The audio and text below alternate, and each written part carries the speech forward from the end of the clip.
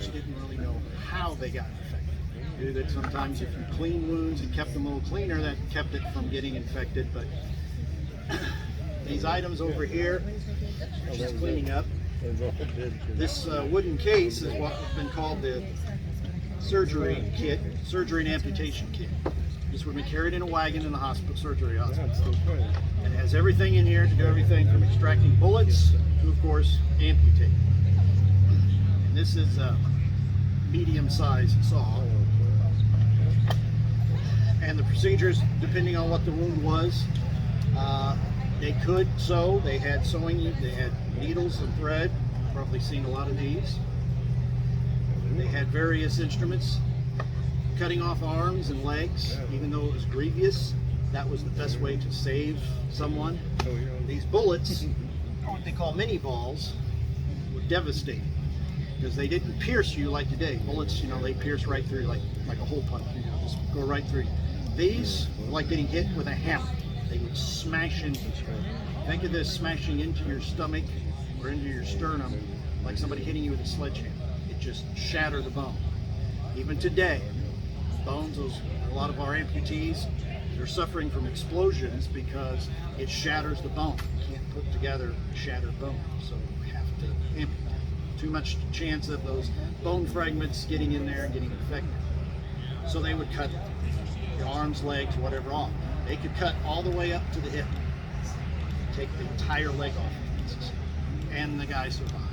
Survivability rate was tremendously higher when they amputated.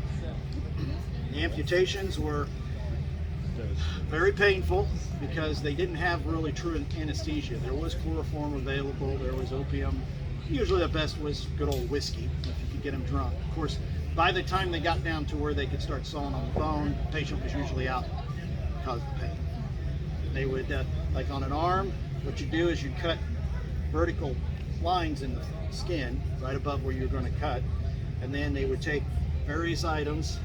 You had all these hooks, still use a lot of these today, and they could peel back the skin. You had to be careful because you didn't want to cut too much of the muscle because you're going to need to put that back. So you separate all this. You just pull it back until you get to the bone.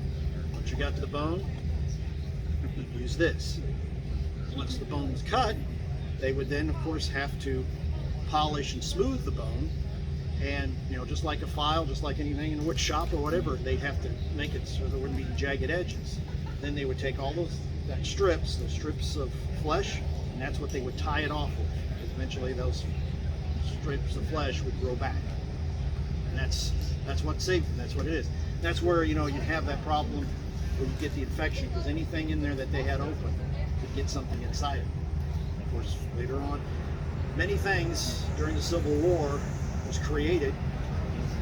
You've all probably seen the movie MASH, right? And the TV show MASH, talked about triage. That was created during the Civil War. Mass number of casualties forced them to create a way to say, okay, this person is this badly wounded, this person is this wounded, and section them off and know who was important to get to first. It actually started in the Civil War. And it's almost exactly done the same way. The way I understand it, they still use some of the same types of coding and everything when they bring in a mass casualty.